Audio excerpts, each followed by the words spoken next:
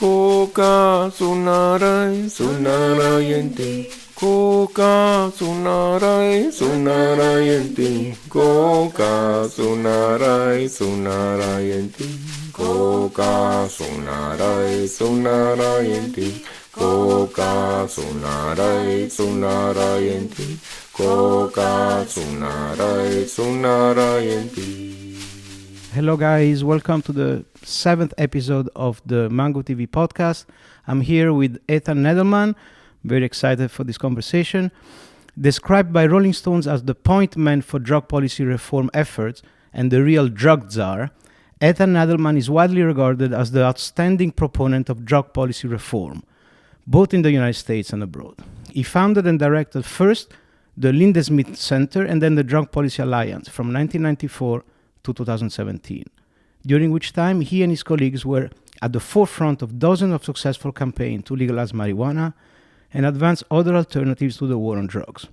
Ethan currently hosts the leading podcast on all things drugs, called Psychoactive. Welcome, Ethan. It's a pleasure, Giancarlo. So I would like to propose you something different. Rather than me asking questions on your expertise on drug policy, I would like your help to educate our audience on a bunch of different psychoactive drugs. I want to premise that people listening don't do these drugs alone. Find a guide, find a sitter, like you wouldn't go on top of a volcano alone.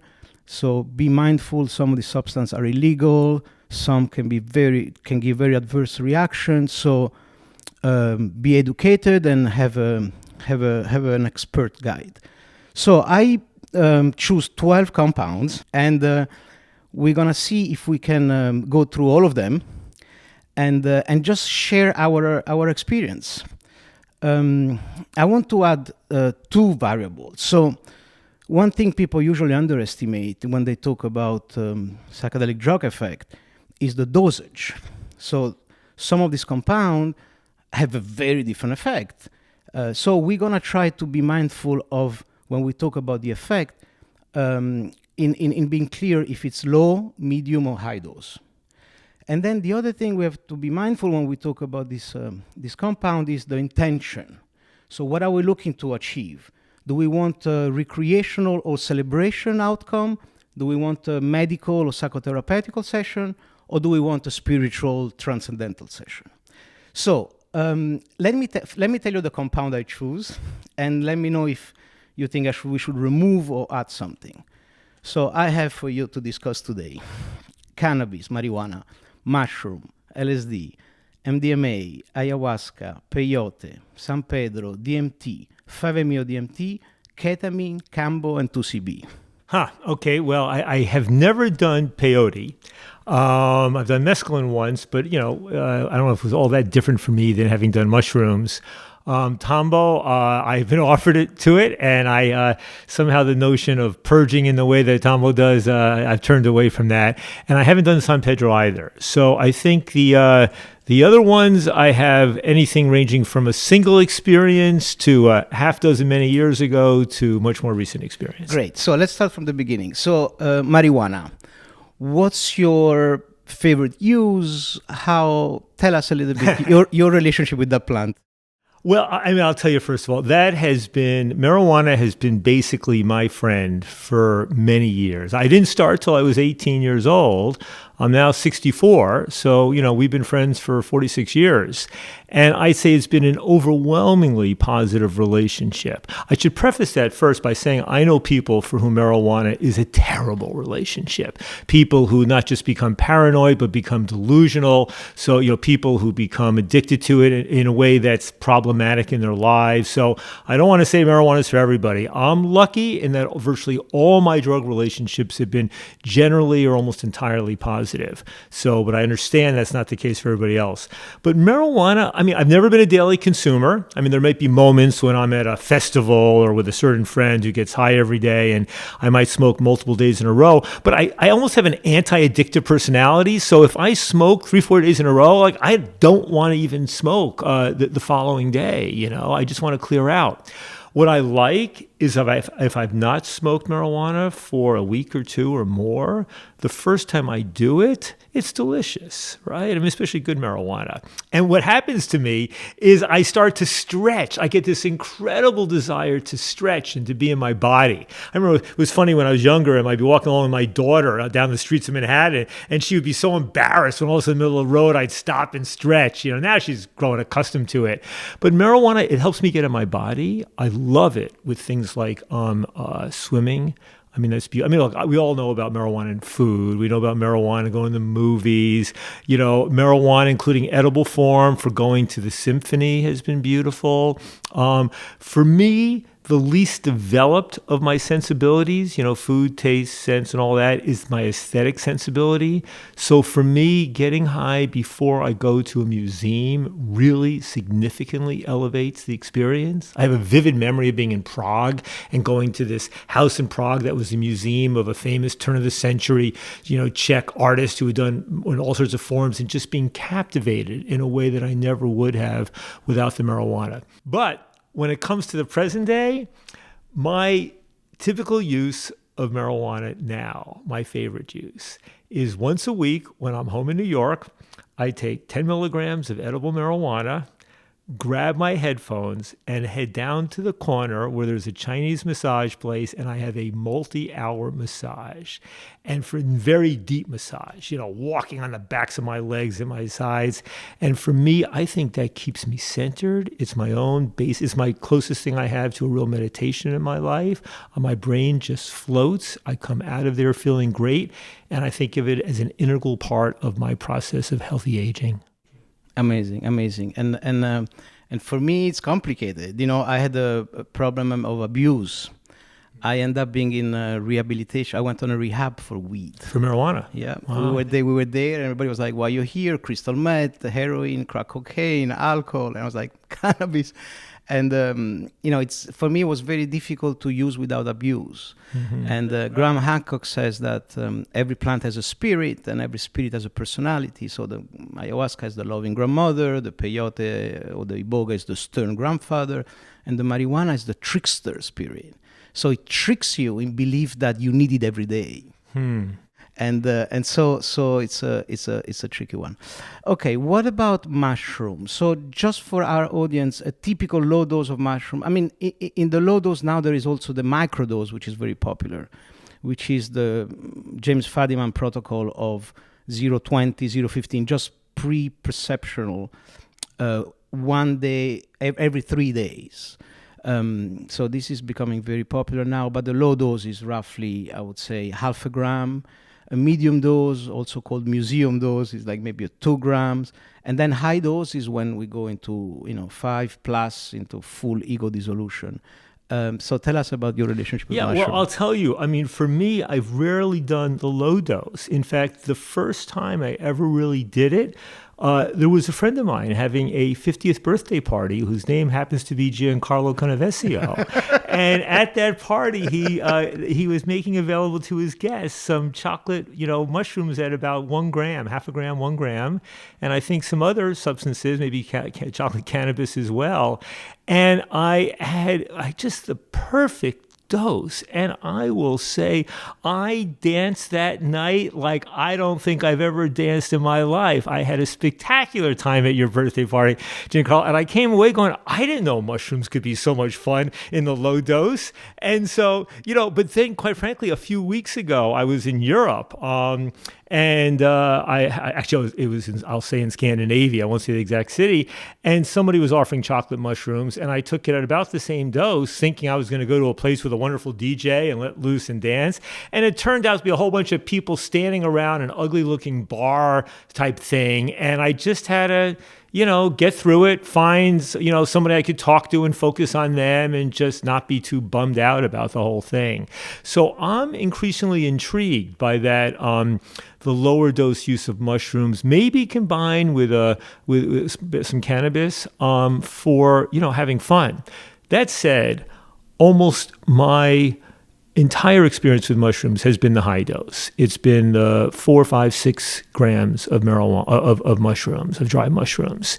And I started when I was about 23. I must have done them about 10 times back then. And they have played an incredibly important role in my life. So blindfolded with the headset? I never have done them blindfolded. I have friends who told me if you haven't done them blindfolded, you haven't really done them. But I would tend to do them going out, maybe in nature, maybe at the beach, maybe going outside to come on and then coming back to my apartment or a friend's place. But I'll tell you, if I think about, let's say I've done mushrooms at a high dose, maybe 25 times in my life, and then if you take the say the 4 hours between the time when you're peaking and then when you start to come down, in those 100 hours of my life, I have had some of the most important sort of intellectual insights of my life. I used to be a professor. That really made a difference to me. I've had the most amazing culinary experience of my life. I had what in some respects was the most extraordinary orgasm of my life. I saw the most beautiful sunset of my life. And the moment when I was 32, and actually at the Telluride Mushroom Conference in Colorado that Andrew Weil used to organize with others.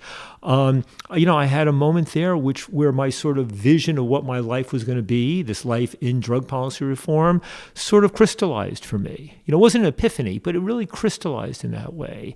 And so I'd say mushrooms have just played this really, really powerful spiritual, intellectual, psychological, social, role in my life. So there was if you want, like an arc on those 25 sessions.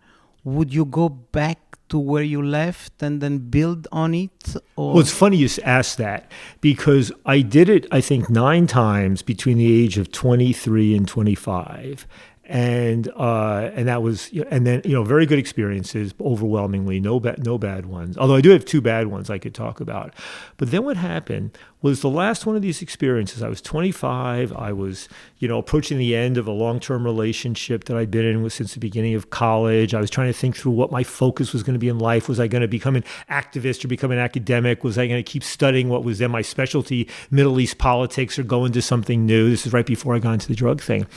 And at the end, I remember the mushrooms came on and I start muttering like conflict. I was just muttering conflict, and I was feeling this energy coursing through my body, but just feeling conflict. Anyway, my life changed quite a bit. I shifted my focus, changed relationships, met the woman who was going to become my wife, did not do mushrooms for 7 years. And then in Telluride, after 7 years, I take them for the first time in 7 years. And the drug starts to come on fairly strong. And it's like just jumping right back to where I'd been 7 years earlier, like conflict. But then the thing, I started to get up, and sometimes when the mushroom energy is coming on very strong at that high dose, I like to be very physical. So I started running through this field. It was actually the Telluride High School on a summer weekend, right? And running, getting all the energy going, and then the conflict kind of dissolved. And it was in that session that I really reached the realization that, that my life was really going to be about teaching about drugs, about psychoactive drugs, and that it did not matter whether I stayed in the university or went into politics or journalism or advocacy, but that this was going to be my calling in life. And that teaching about drugs would be a vehicle for speaking out about some of the broader issues that we were confronting in our society. And reduce conflict. For me, it was just a settling. It was a centering that was very beautiful and very calming. A few weeks later, a week later, less than that, I went into, it was a TV show, Dan Rather, 48 Hours on Crack Street or whatever. It was one of these, in the height of the drug war, 1989. And I walk in and I realize it's a setup. There's somebody who's been devastated by drugs and a DEA agent. And so, it's all set up, but I just centered right down.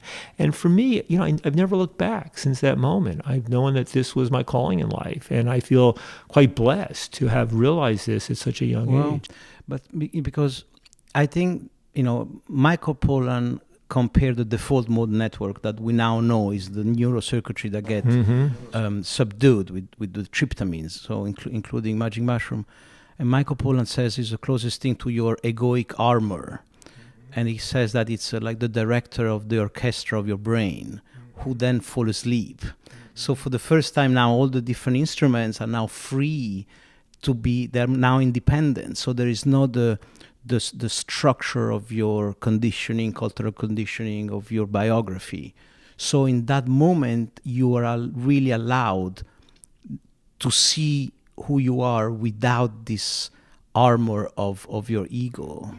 Well, it's interesting. I mean, for me, I don't know that I ever achieve ego dissolution, even with a very high dose mushrooms.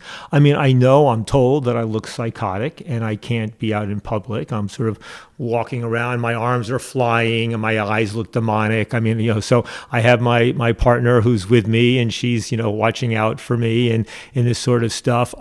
It's extremely intense, but it's very in the body. And I sometimes think of mushrooms as almost like putting a power pack on my back. And that power pack, like you're going to fly, like, those old things where somebody puts in the cartoons or whatever, puts a power pack on their, on their back and they can go fly.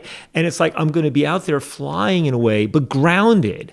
And it can go into an intellectual, a spiritual, a sexual, a physical direction. And I can guide it a bit, but I can't control it. And if I try to assert my will too much, the mushrooms will fuck with me. So I have to, I'm go in there. I don't go in typically with a lot of intent. It's more like, let's see what's brewing inside me and what these mushrooms will bring out. And so it's in that sense. But I will say, it's sometimes quite physical for me. I'm in my body in a deep and profound way. I'm feeling the energy coursing. I sometimes feel almost animalistic when I'm under the influence of these things. I also will say I'm not very good at listening. If I'm with somebody, I've learned don't do high dose mushrooms with other people. Like just be in my own trip and hopefully have somebody who can keep an eye on me to make sure I'm not chewing my arm off or something. Wow. And yeah, I had also had a very interesting high dose mushroom when I was just start dating Steph, my wife, and we decided to do this, to be together really seriously, exclusively. And so she had closed her apartment in Paris and all her stuff had arrived in New York.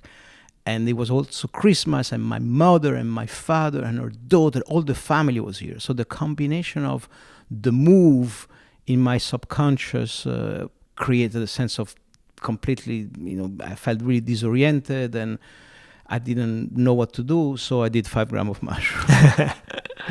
and that was a full-on ego dissolution. And it remains one of the most beautiful but also terrifying experiences of my life. Mm-hmm. And in that moment of nothingness where your identity is gone and you feel part of nothing, it's really frightening. But then the coming together, the recoagulation of your identity, then it's really beautiful because you realize that the key to rebuild yourself is your personal relationship, is love. Mm-hmm, mm-hmm. It's all about love. And the 60, I really understand what they meant, because when you're completely gone and you lost not just your body, but your identity. And when you come back, you realize that the key to understand who you are is linked to the people you love around you. So to this day, Stephanie sometimes says, can you please do 5 grams of mushroom again? Because I gave her this love declaration, and then I came out and I hugged my mother. It was like a Ginsberg. Yeah. Well, Giancarlo, I'll tell you, I mean, for me, there have been 2 times when the mushrooms went in a very dark direction. And it was really like where everything is just black. The way you read about it, I've never suffered from severe depression. I've only ever gone through a depressive episode once for a few months in my life. But it was like where everything has a black edge. Everything looks like you see the dead side rather than the live side. And I used 2 different approaches. One, which felt a little like cheating, was I took some MDMA. And that helped lift me out and make a softer, gentler experience.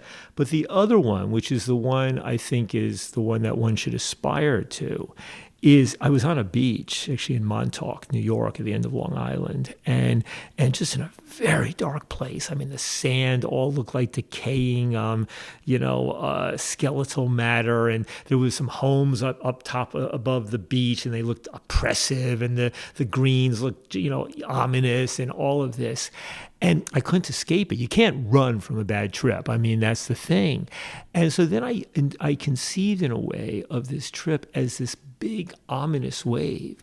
And for anybody who's ever gone swimming in the ocean, you know you can't run from a big wave. What you need to do is to dive into it, dive under it. And so I kind of almost, figuratively, but even literally, I almost like dive downward, like going into child's pose position on the beach and into the thing. And I came out the other end of this thing in my consciousness. And the depression lifted, and all of a sudden, those ominous-looking trees now look like a beautiful jungle in 4 dimensions, and the homes were the most beautiful architecture I'd ever seen, and the beach was gorgeous, and it just lifted.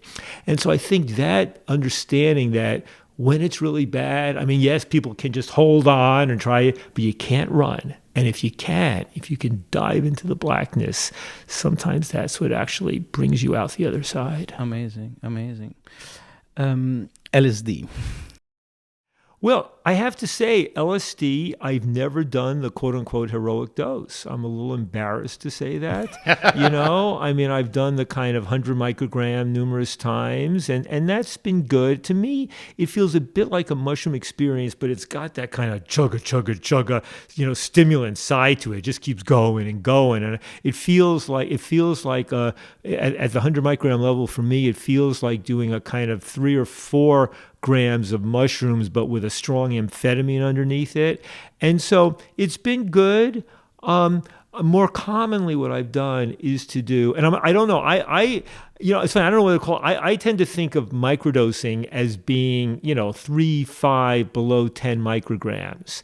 And what I would normally do would be between 20 and 30, maybe 40. And I regard that as a mini dose. Now, I just came from this amazing psychedelics and business conference in Miami, the Wonderland Miami conference. And there was somebody involved in the whole microdose field. And he was saying, no, Ethan, actually, microdosing really is in the 20 area, But I felt that when I do it at that level, I find I like it. It's not, I've had some wonderful times, sometimes combining it with a little cannabis. I found that sexually sometimes that can be a wonderful combination, a low dose, microdosing of, say, 20 micrograms, 20 to 25 micrograms for me to get a little bit of edible cannabis is a beautiful combination for that. So I've had wonderful times with friends, but I don't have that kind of spiritual connection to LSD.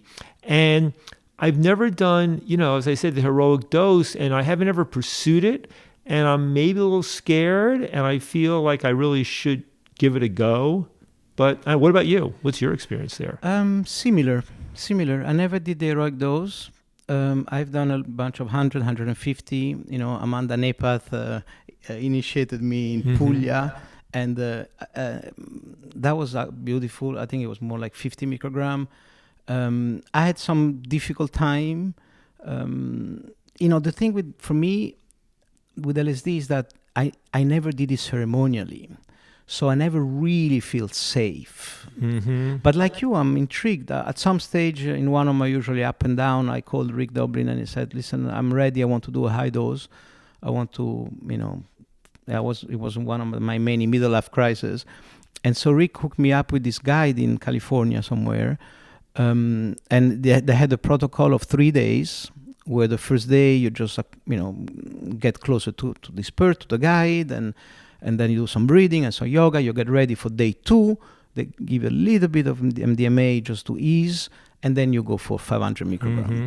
And I was booked, and then something happened. So the universe thought that I wasn't ready. But I'm curious, and I don't know if you're familiar with the Christopher Bash, this professor of theology. I know the name, but I haven't read or know him. He did 73 high-dose LSD sessions in the course of 20 years. Uh-huh. So roughly every 3-4 months, he would go 500 microgram. Mm-hmm. And I was in a psychedelic conference in London, and he was there, and he says that, 20 years, every 4 months, that's a big commitment. And he said that at the beginning, you would, go in the LSD realm as a visitor, but then after so many times, you become a resident. Mm-hmm.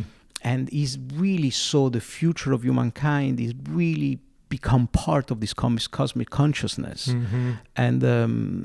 And yeah, Yeah, no, it sounds like it's funny you mentioned Lady Amanda. And, my one and only time at Burning Man about 10, 12 years ago, when I was in Rick Doblin's MAPS camp, and Alex Gray and Allison had their tent there. It was really wonderful.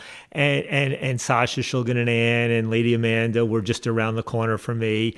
And I won't say who exactly gave me the 100 micrograms of LSD, but it was the last night of Burning Man. And a friend and I just biked all around the playa. And it was a weird night because everybody's leaving. And so your landmarks are disappearing. So you're tripping and landmarks are disappearing. And, but that was a very pleasurable experience. Yeah. It's incredible. Same thing happened to me because the dome is gone. Right. And so they take the name of the street down. So it was very disorienting. Yeah. So maybe one day we'll go together on the top of the hill in California. MDMA. Yeah, I mean, MDMA played an important role in my life. There was a moment in my early 30s when I had never done it before, and my marriage was, not in a good place, really bad. And, we're going to marriage counseling, and it wasn't really looking very optimistic. And my wife and I did MDMA. And it was, oh my God, it was like, chains peeling away, like things lifting, and the sense of love that we felt. And I remember we were thinking, well, we can't do this all the time. So we sat down and thought, how do we come back to this space without the drug? And we agreed on certain things while we were under the influence that here's what we would do. I remember going to see the marriage counselor a few days later, and she was blown away. She had heard about this, but to see it. And in the end, we still split up, but I think it helped us to a softer landing where my ex and I have been good friends and very good co-parents for our, wonderful daughter for, the last, 3 decades or whatever. So it was great in that respect. And I think it's played an important role in my other relationships since then, really, in being able to clear the air, being able to talk and hear in a very heartfelt way. And my great regret, Giancarlo, is it really hasn't worked for me for the last 15 years. I loved it in my 30s and 40s, and now I don't get that much of the upside. I definitely get the downside, and my body's like telling me, Ethan, don't do it. A friend suggested that I try MDA, which was kind of the predecessor to MDMA, the popular one back in the 70s. And I tried that not long ago, and I got a little more of the MDMA-ish effect, and it lasted a little longer, but it kicked the shit out of me physically for a few days. So I think now I relish the experiences I had. Some of my most beautiful memories, especially in relationships with women, have been those times, and I think it helps sustain me in a longer relationship. But I regret that I have to say it's in my past. Yeah. Also for me, for couple therapy, for me the magic happens because you can see from the other person's point of view.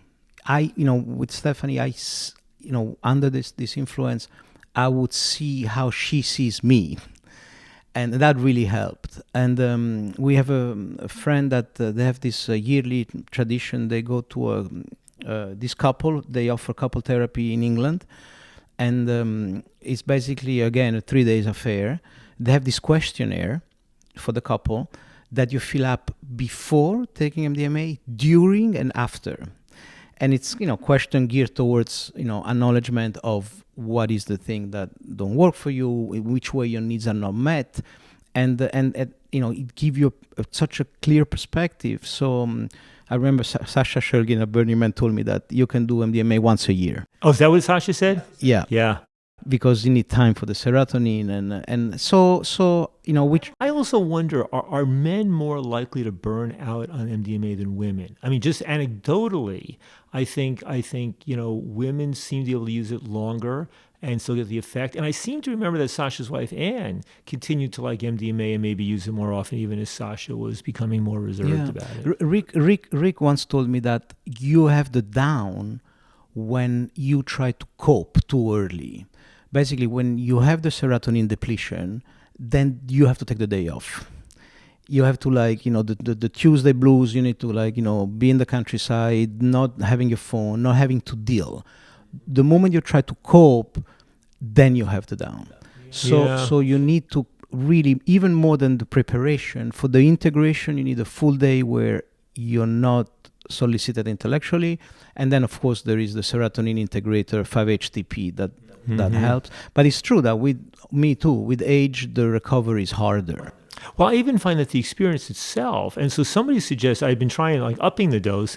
I think I might try, somebody suggested try a much lower dose, one that I would think that I would barely feel it, and see what that's like. So I might try that, but I've literally only done it, I don't know, maybe 4 or 5 times in the last 15 plus years, and none of them have all really been right. So I want to add one thing, because America is very Puritan around this idea of the recreational, and so I like to, instead of using the word recreational, if we call it like celebratory.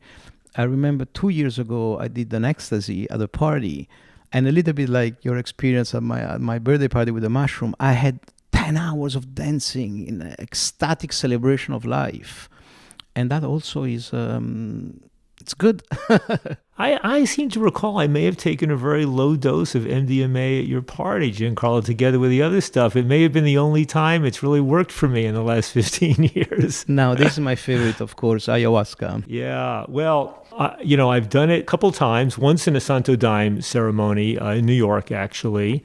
I remember going into that when I was a little apprehensive because, I'm fairly grounded in my Jewish tradition. I have a very strong Jewish identity. My father was a rabbi. It's been part of my life. And Santo Daime, at the end of the ceremony, they're bringing up people, who have been through a serious thing to put Jesus into their lives.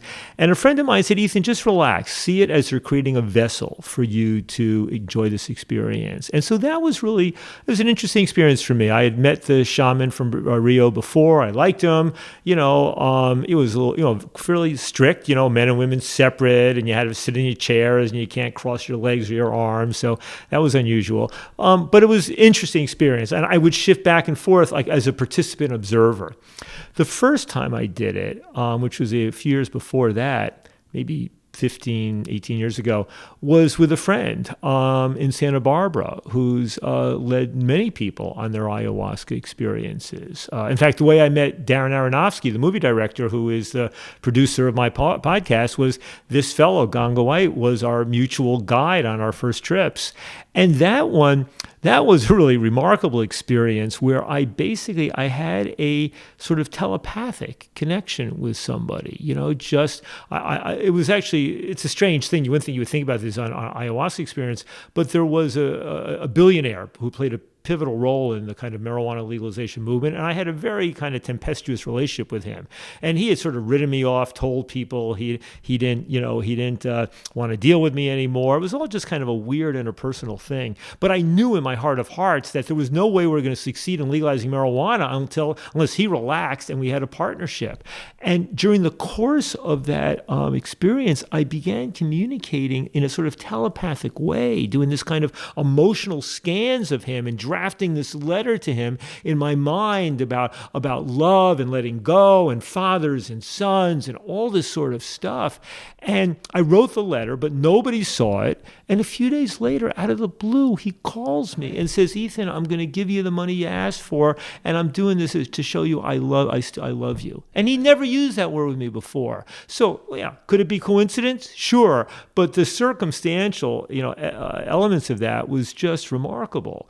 So that was a beautiful experience. It actually worked out quite well for my organization because it landed up being $1 million he came through with. I sometimes joke about fundraising through ayahuasca, even though that was not my intention going in. Telepathic fundraising. I think if I'd gone into the ayahuasca experience thinking I want to focus on this, the ayahuasca would have kicked the shit out of me. It's just that it came up naturally in the way it did that I think it allowed that to happen. So my modest explanation of this phenomenon is that we have this electromagnetic field, right?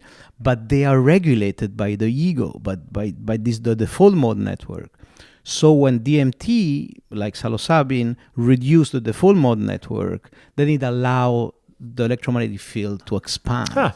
And that's, how do you explain why in Burning Man everybody experiences incredible telepathic synchronicity, people you want to meet, people you don't want to meet? It's incredible how, my idea is that 50,000 people or 60,000 or 80,000 people with the reduced default mode network create these energetic highways where people can tap into and make things happen. I mean, sounds reasonable to me. I will admit that I sometimes spend a lot less time thinking about how this actually happens or why or the science. It's in all my studies and work on drug policy, I've typically looked at the science or the explanations for what's going on and the role in the brain. And I say, okay, that's for other people to kind of dumb down for me and explain. But in terms of why, and then also why ayahuasca, I mean, it has more of a reputation for the telepathic experience than does, I think, most of the other psychedelics. I mean, the other ones have their stories as well.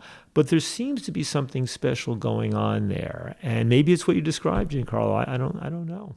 Yeah. I mean, for me, ayahuasca, my wife and I, we had a 7 years practice where we drank it maybe 500 times. I mean, it's no secret. We've been very public about our addictions in the past. And, we definitely credit ayahuasca if we're still together. And, it was like maybe 2-3 times a year we would go to retreat. There was like a couple of shamans we would work with.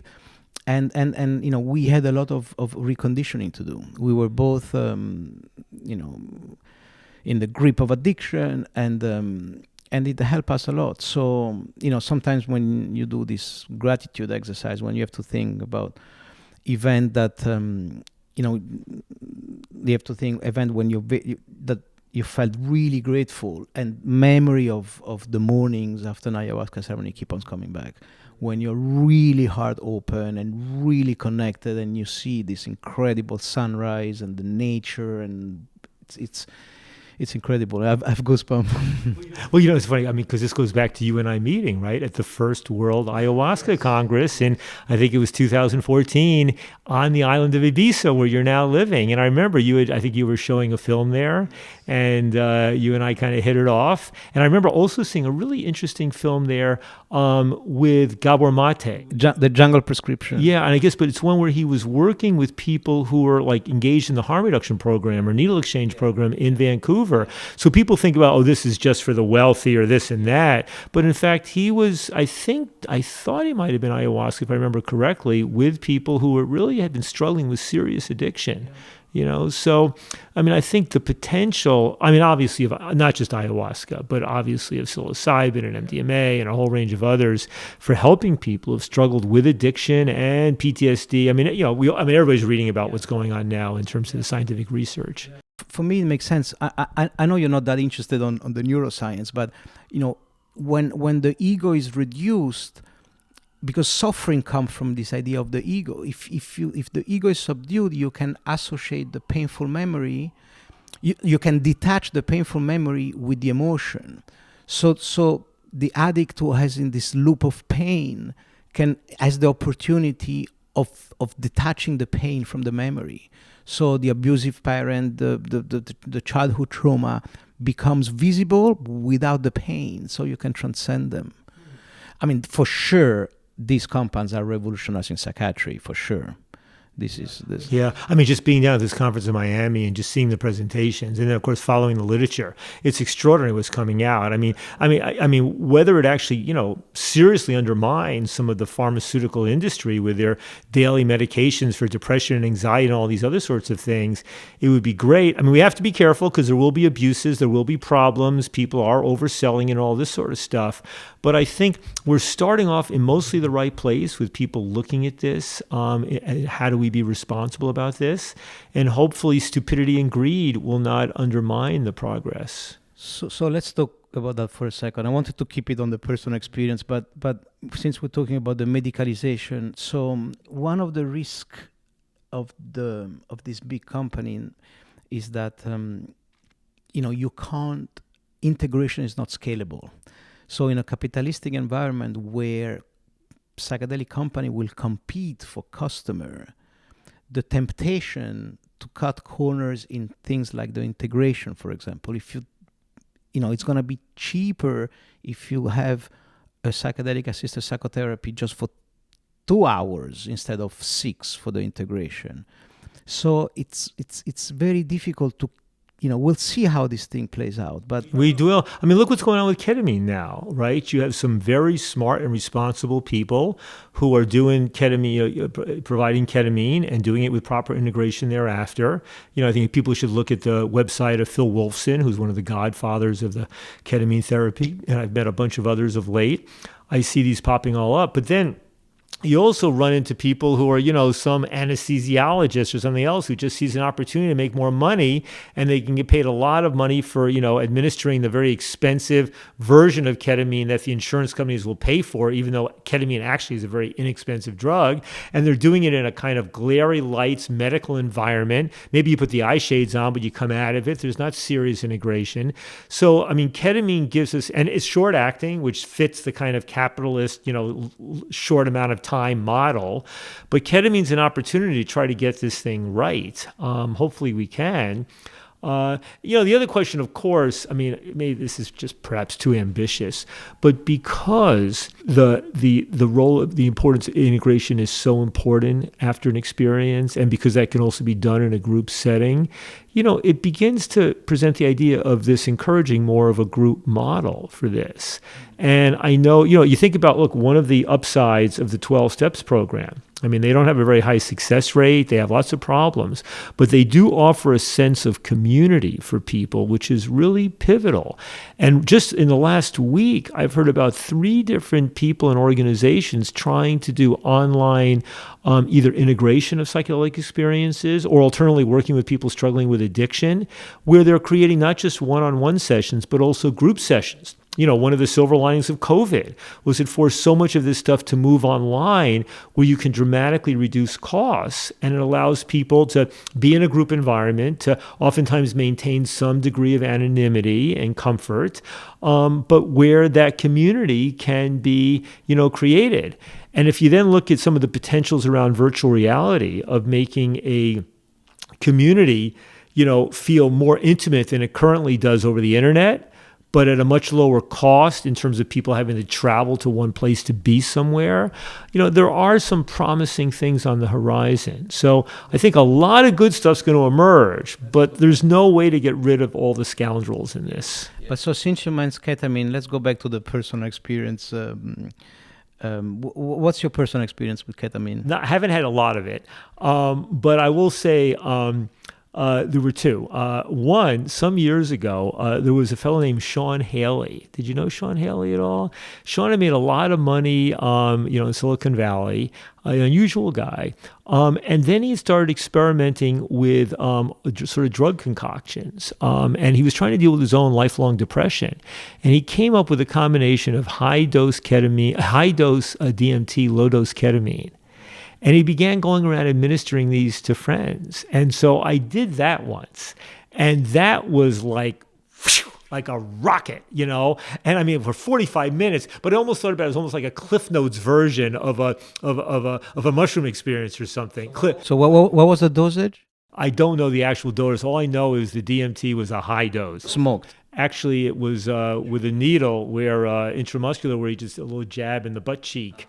And I had told him that Sasha Shulgin said I was a hardhead, so I needed an extra dose. So he gave me 2 shots. So it was like a rocket taking off. But then after 45 minutes, it was like parachute opens, and I'm kind of come floating down to earth, and I stand up. My legs are kind of wobbly from the ketamine. And a few hours later, I'm going out to dinner and a movie, right? So, and I would say afterwards, for weeks afterwards, I felt like my mood was slightly elevated. My sexuality seemed slightly depressed. And there was this funny little humming feeling in my forehead, which wasn't bothersome, but it was just kind of there. And so that was one experience. The other one was last year, a friend of mine who is herself a ketamine therapist. I did it with her at her home, and she was there taking care of the music and, with a little notebook in case I had any notes, and it was my first time doing a real blindfold. And I did it with dissolving a couple of tabs under my tongue. I realized in retrospect it might have been a lot smoother just to do the intramuscular, but she didn't have that available. And I was surprised, Giancarlo, how profound it was. You know, I mean, it was, first of all, I mean, there was, I won't go into the longer story, but the key thing was there was one moment where I had kind of turned over onto my belly and I was almost entering into almost like this avatar-like environment, and I was underneath, like in some water, like in a swamp or a lake, and it's dark, and I'm thinking, you know, I'm underwater, I can't breathe. And then I go, but I'm breathing. And then I'm going, it's dark, I can't see anything. This should be scary, there could be snakes. And I realize I'm not scared. And I just keep moving forward. And also I go, my God, I could pass through death like this. And it was the first and only time I've had that kind of sensation. And I was taken with how gentle it was. It only lasted, an hour or something like that. But it was very gentle. It was, even with the high dose mushrooms, I hadn't kind of had that, you know, escape from the body. But with that ketamine, which is, I think, relatively high dose, I don't know what it was, but I was told it was a relatively high dose. Yeah, I really felt like I kind of left my body in a way, or I was sort of in it, out of it, but in this, you know, avatar, dark place that turned out to be scary but beautiful. Well, yeah, like I also had not very meaningful experience with ketamine, probably not with the right set and settings. But actually, yesterday I met a friend who did the full 3 injection in a clinic here in New York, and he said it was the most beautiful experience of his life. It was like a heavenly experience. He felt heaven. He felt this like unbounded compassion and this incredible sense of unbounded compassion and love, and it sounds amazing. Well, I mean, you also see, now that it's been approved for, you know, management of intractable depression, I mean, that's very promising. And the fact that, you know, until a few months ago, it was the only psychedelic that the National Institute on Drug Abuse would give any grants for to research for treating addiction. On my podcast, I interviewed a fellow, Elias Dakwar, a professor at Columbia, who's using a combination of ketamine and mindfulness meditation to treat addiction and depression. And so I just think it really has enormous potential. And I hope it doesn't get corrupted and get a bad reputation because of people being reckless and stupid with it. But why do you think ketamine is Schedule 3 and psilocybin is Schedule 1? Probably, first of all, the fact that it already had extensive use both in emergency medicine, in wartime medicine, in veterinary medicine, meant that people were already familiar with it. They'd been administering it to human beings for a very long time. So I think that helped make people, you know, feel okay about it. I think, secondly, the fact that it's relatively short-acting, maybe a thing about it. Thirdly, maybe a lot of people were taking in lower doses where the kind of psychedelic effect was seen as a kind of negative, you know, side effect or something like that. But you were dealing with people emergency responders who, or in parts of the world where they don't have opioids available, using ketamine, or people on the battlefield. So I think for all sorts of reasons, it kind of got in there, were tolerated, where the psychedelic side was seen as just negative side effects. Whereas these other things, and it also did not start off becoming popular in the underground. It wasn't recreational. Yeah, I mean, LSD, you know, had a early history in the 50s, early 60s before it got popularized by Timothy Leary and others. But mushrooms have always had that recreational side to it. So, you know, and I don't think there were really news reports of people jumping off balconies or, you know, that kind of thing. So I think we're lucky in that regard that it actually was able to get through. What about San Pedro? Did you have any experience? No, I've never done San Pedro. I've never done peyote. You know, maybe that lies in my future. What about you? I've done it. Sometimes some shaman will give it to you in the morning after the ayahuasca session to open your heart, to like to ease a little bit in the post ayahuasca. I never, but recently in Ibiza, I did a full-on 2 liters. They give you this in, I can't remember which tradition is it, but where you have the whole plant, not just the button. I think no, that's peyote. Anyway, it was a very diluted, but a lot. Like you drink this like 2 liters. You keep on drinking, and it was you know, they always say that, you know, the first session is a bit disorienting, and then the second time you find your bearing. It was a combination of of LSD, and there was something really unusual about it. Then the guy that let us going free actually encouraged us to go and walk around, and I remember I was sitting there very confused. I had this image of some big ladies from Louisiana. I don't know. I was really disoriented, and so this other person come by and say, "Remember, this is a cactus that is very hard because it lives in the desert. But then there is a flower," and so that comment turned my trip into something a little bit more beautiful. But I'm not friend with the San Pedro yet. Yeah. I learned a lot. I had Michael Pollan on my podcast a few months ago, and his latest book, one of the big chapters, is on mescaline. And he finds it a very powerful experience, I think. He also makes an important point that, given how limited peyote is, and given that there's a really highly respected indigenous use of this in Native American church, that unless somebody's specifically invited in by that community to do it, that by and large, people outside that community should generally, not take advantage of use peyote, that you can get more or less the same thing from San Pedro. I mean, it is essentially mescaline as well. And do that. So I think I will. I'm curious to try San Pedro and to try mescaline. I only did mescaline once, but for me it was something between a mushroom and an LSD experience. I don't know if it was all that distinctive. It was powerful. Yeah. What about 5-MeO-DMT, the toad from the Sonora Desert? Well, I'll tell you. A friend of mine said, I was kind of scared to do it, where you smoke it in 15 minutes and, it can seem like, ages and people's, what everything, all the experiences you hear about the 5-MeO-DMT, whether it's the toad medicine or the synthetic. And, people, can argue about whether the specialness of the toad medicine as opposed to the synthetic. And I get their point about it.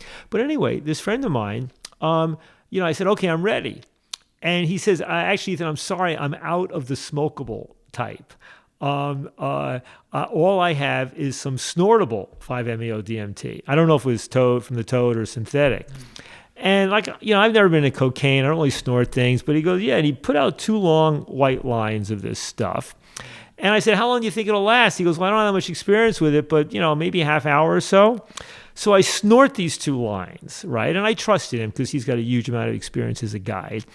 And first of all, it burned like hell. I mean, really burned, like in my sinus, cavities and all that sort of stuff. And finally it settled down.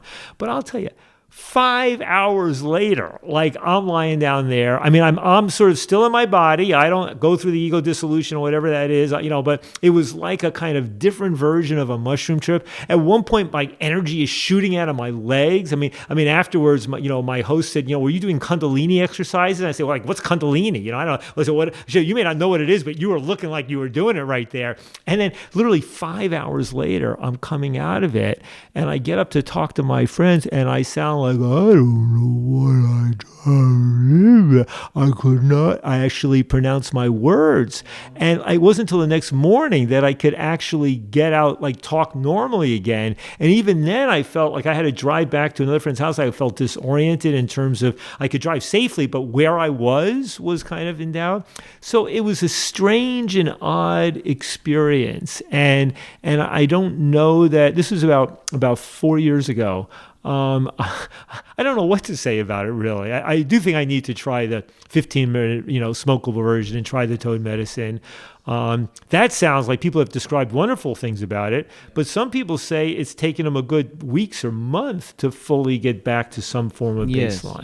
Yes. For me, it was one of the most beautiful experiences of my life, and I did it in the perfect condition because, we have a men group.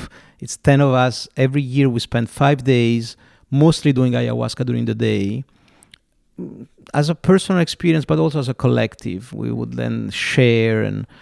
And so at the end of day 5, when we already have this strong morphogenetic field of support of our friends, then we did this, we smoked the toad, and you feel very safe. It was like in a temple in England, and I was like, if I don't do it now, I don't know when I'm gonna do it. We were like 5 days working together. There was all this strong bond, and it was like one of us says, touching the heart of God. You felt really catapulted in heaven, in this blue light where you have this sense of forgiveness and compassion and the closest thing to heaven. Mm-hmm. Wow. I look forward to it. It's funny, at this conference I was just at in Miami, Mike Tyson was there and just singing the praises of the toad medicine. And I've heard other people just talking about how for them, they feel it's going to be their go-to substance for the rest of their lives. They'll try the other ones and whatever, they'll do them, but that 5-MeO was the one that really spoke to them. It's funny because I don't really feel the need to revisit that. Uh-huh. It's interesting. I would do other thing, but that's so precious. I don't know. So why don't we conclude with normal DMT? Except a couple of injections you had. Did you ever had the normal DMT? No. I mean, actually, the one we could talk about is 2CB. Yeah, because that was when I thought I was going to do it a few weeks ago, but it turned out not to happen. But I did it a number of times, about 25 years ago or so. And the funny thing about 2CB is the kind of odd impact in terms of drug setting that the book by Sasha and Ann Shulgin, PCAL, their book, PCAL, Phenethylene I've Known and Loved, there's a little section there about 2CB. And Anne describes the experience under her pseudonym of taking the 2CB and lapsing into the most devastating, self-critical, ego wipe outing, horrible, feel terrible about yourself. I mean, just a nightmarish experience and just wallowing and not knowing what to do. And then Sasha, or pseudonym, appears at the door and this beaming light emerges and the thing begins to transform. And the next thing that happens is she is having the most multi-orgasmic experience with him that she's ever had. And so you read that and you go, oh, okay, like multi-orgasmic experience, let's do it, right? But in point of fact, I mean, I'll tell you, this is actually, after my marriage, I met this beautiful woman, a journalist, American journalist who'd grown up in Europe. It was in Paris in the early mid-90s. And I went back to visit her about a month later. And we did MDMA together, and it was beautiful. And she lived near the Place des Vosges in Paris, in an old, building there that had been modernized. But I remember we went out, and everything was gorgeous and beautiful. And we came back, and we were in the vestibule of her apartment building. And how sometimes you want to stand on corners, like people won't go stand on a shelf. I mean, I was doing this stuff, filling up the space, and then we went upstairs. And it was just loving and beautiful, and all this. It was just great. Anyway, 2 days later, I said, let's try the 2CB. So we do the 2CB. We retrace our steps, right? And it's like, what's this? And God, that needs to be fixed. And and it was this kind of critical mode. And I realized it was this critical, and then we finally come back and I look at the vestibule, which looks so marvelous under, MDMA. And I'm going, who designed it? And then we go upstairs. And we start relaxing and we start making love. And what I remember about the love making was that it was that the tactile sense didn't feel right. It felt almost clammy, but that the different sensations of sex were almost colorized and so there was some depth and specialness to the sexual encounter and all of that. So that was, but I mean, after that, I realized, Ethan, don't do 2CB with your lover. Right? This is the drug. Take it by yourself, right? It's like doing a lower dose mushroom for me. And when you want to kick the shit out of yourself, do it that way. And so I did it. One time I was in Venice and I had just broken up actually with this woman, and I was, I was a rainy February day in Venice. And I remember just going down, like walking around Venice by myself and going to the Jewish ghetto and having a very spiritual connection with the Jewish ghetto in Venice. And then another time back home in New York, I've never liked the Metropolitan Museum of Art. And I decided I'm going to examine my prejudices. So I took the 2CB. This girlfriend had given me a pigskin vests. Now, I still keep kosher, right? So it felt like a little passive aggressive for giving me a pigskin vest, although I guess technically Jews can wear pigskin, right? I put the pigskin vest on. I can't remember, did something else. I walked across the park from where I live on the Upper West Side to the museum. I went to the museum, which I don't generally like. When I would see an exhibit like 12th century medieval tapestries, which I would never go to, I go to it, right? And it was a little more interesting because the tapestries were kind of going up and down the ceiling because I was hallucinating a little bit. But I actually had a chance to spend the whole afternoon in the museum at the quote unquote Sasha museum level dose, beginning to get a feeling about why didn't I like this place and what might I like? And my aesthetic sensibilities were enhanced. And so for me, 2CB was really the one for intensive, pretty hard-nosed, critical self-examination. And then I kind of lost my source to it and haven't done it in the last couple of decades, but I'm definitely keen to try it again. Interesting. So let me ask you, the reason why I was asking you about DMT is because do you remember Rick Strassman in the 80s? They did this clinical trial injecting DMT to a bunch of healthy volunteers. Yeah, New Mexico, I think. And basically they find some similarities in terms of the entities that the volunteer would encounter. Mm-hmm. And so now the Imperial College, I can't say too much because it's still under. It's still under. They just started administrating the trial dose, but they're basically using an IV machine to put the volunteer into DMT dose for much longer than the 10 minutes. Mm-hmm. And so this idea of the sponsor is that maybe that compound would allow access to these beings that they might be independent sentient beings that with more time you can develop a relationship. Mm-hmm. And what do you think about this? I don't know. I mean, look, for me, the notion of this, as witnessed by my experience with very high dose mushrooms or the high dose DMT, I don't seem to go through this ego dissolution stuff. I seem to retain my sense of being present in my body, with the exception of that brief ketamine experience last year. And it may be because I haven't really done it with the blindfolds on, and maybe that might make the difference. But no entities? No entities, not that I can recall. I'm not seeing jaguars. I'm not seeing entities. I'm not doing that sort of thing. I'm not going through horrifying loss of dissolution of identity. I seem, to me, it's this. It's a way of doing things to my mind and my body that are just creating new connections and thoughts and things and all of this that just feels kind of life affirming and once in a while scary and hard.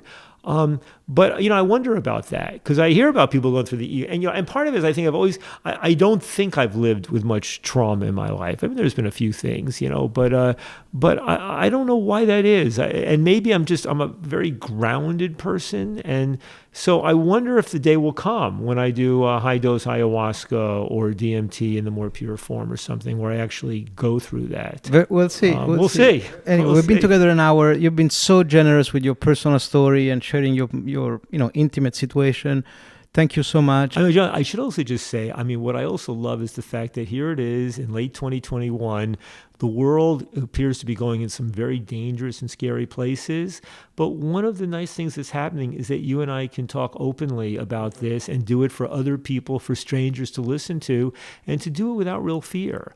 The ability of people to begin talking first about their own cannabis use a few years ago and now about psychedelic use, it really represents, a transformation of our society. There's a coming out, not unlike what happened with gay people being able to come out over time. And I realize there's always the possibility that the forces of repression will try to shove this genie back in the bottle and try to hurt some of us who have spoken out and come out, because we know historically these things do go in waves and things can go backwards. So I think we need to be careful. But, you and I are both out there speaking openly about these things. And, none of us, we're only talking about our own personal consumption. We're not talking about selling these things or making money from them illegally or things like that.